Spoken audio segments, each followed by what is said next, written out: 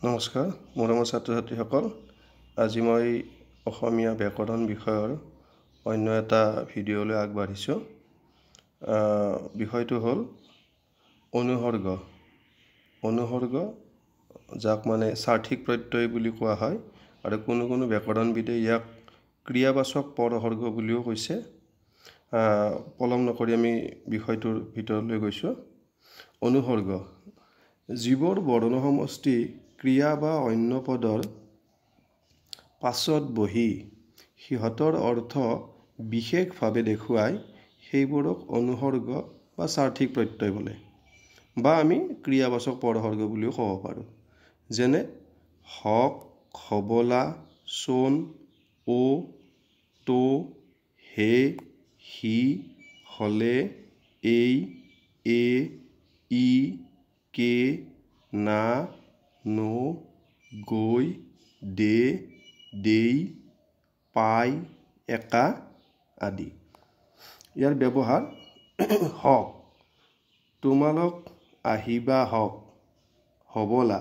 সি ভাত খালে হবলা সোণ কিতাপখন দিয়াচোন ও সি নাহিলেও মই যাম তো সিতো যাবই হে মই হে যাম ই মই কাইলৈ গুৱাহাটীলৈ যামেই ইয়ে